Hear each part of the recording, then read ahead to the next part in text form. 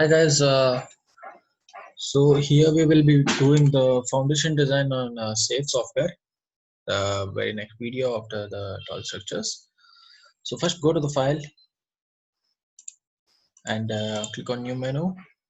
Let's select the design code as IS456 and modify the units as metric defaults and put the clear cover as a 50 mm according to the IS code. That will be 2 inch on sides. Okay, let's design a single footing. You can design even the combined footing, and you can even design a matte footing by clicking on the blank footing, blank template. Okay, so let's go with the single footing and let the distance be the left edge as 1.5 and right edge 1.5. The top distance along the y-axis is 1.5 and bottom is 1.5. Let the dead load and live load be 1500 and load square, that is nothing but your column size, so let it be 500 mm by 500 mm and footing thickness is 600 mm. So let's keep it a little less, that is 150 mm, and then I'll show you how the punching chair failure occurs.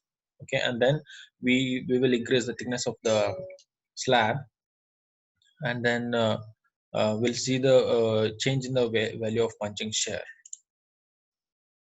Okay, so first we need to define the material properties, that is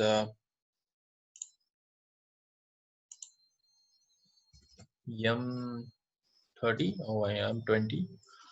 Let be concrete, and then okay, we'll not change this particular things. If you want to change, you can. Yeah, that's it, M20, and add a new material for rebar. Okay,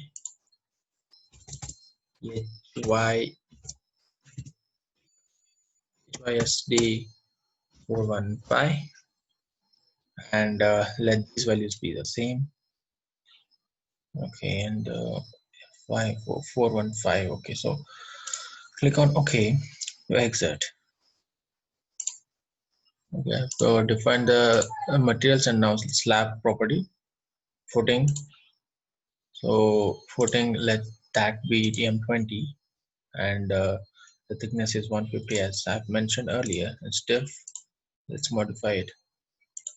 Let this be M20.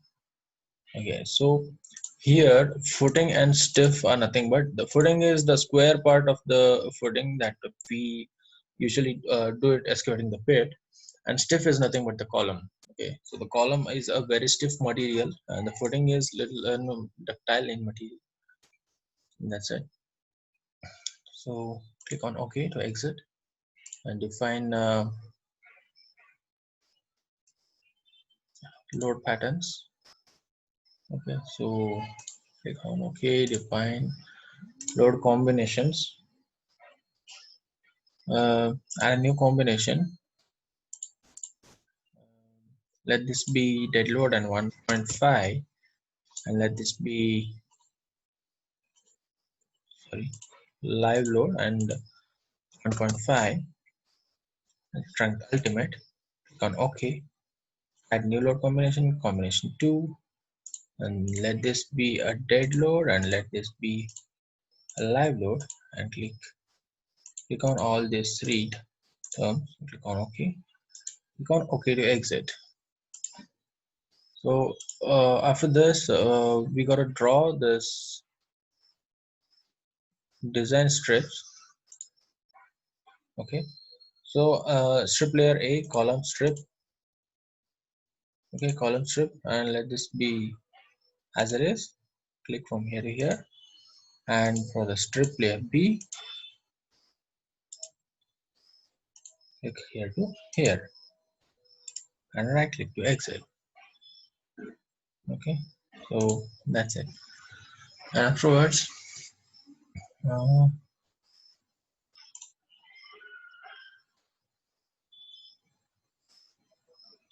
Yeah, so for now, let's right click on this particular thing, and slab property is footing, and here you can see, and design, let's change this to HYSD415, and this is for footing, and about this, let's click on design. Yeah, so yeah, so HYSD415 and loads. Okay, so we have to assign loads, right? Yeah, so that's it for now.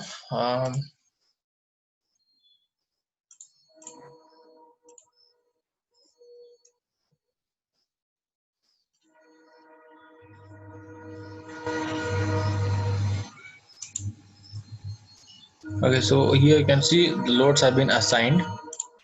Okay, and yes, so now you have to go to slab no, not slab property,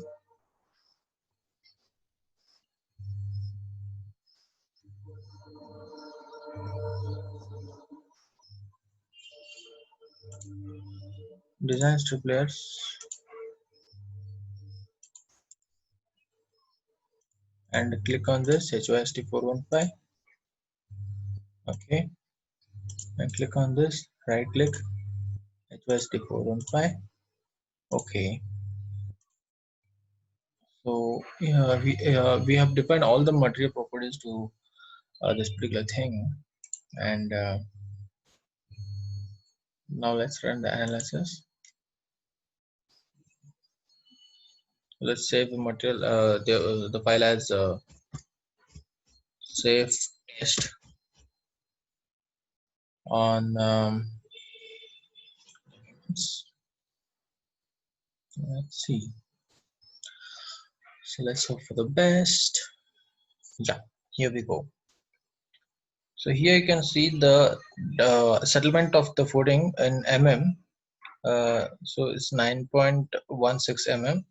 As you go to the exterior face of the footing, it just goes on reduces. Okay, so to see whether our footing is safe or no, let's go to display and show punching shear design. Okay, so here you can see the punching shear value is 8.54, so which is too much greater. Okay, so according to the IS 456, the punching shear value should be less than 1. All you need to do is increase, unlock the model.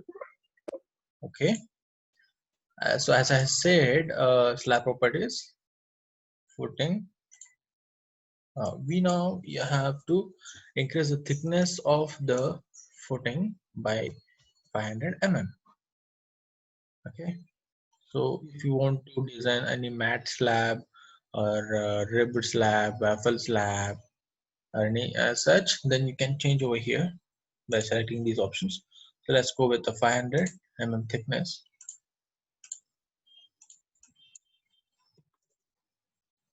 Okay. On OK to exit, and then run your analysis. So here we can see that the displacement has been reduced from 8 to 6, and in the display menu you can go and check the punching shear value. Okay, so it is 1.08. So we have to unlock the model and increase the thickness to 600. Slab property, modify slope slab property, and then 600.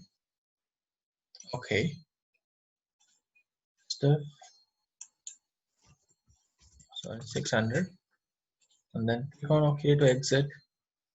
Run your analysis,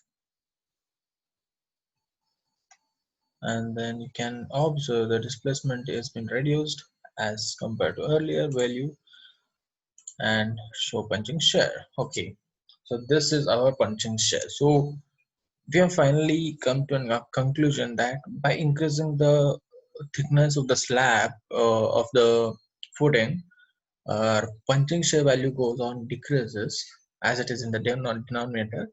So with the help of this particular procedure, you can just go on designing isolated footing, or maybe a combined footing, or maybe a mat footing, or so on.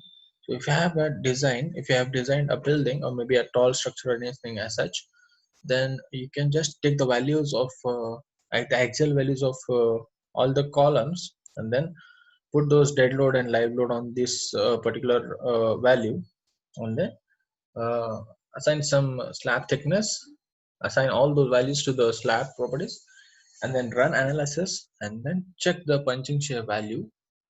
So after checking, so you'll get to know whether your footing is failing or no. If the value is less than 1, then you're in the safer side. If it is greater than 1, you're in the dangerous side. So that's it for now. Thank you.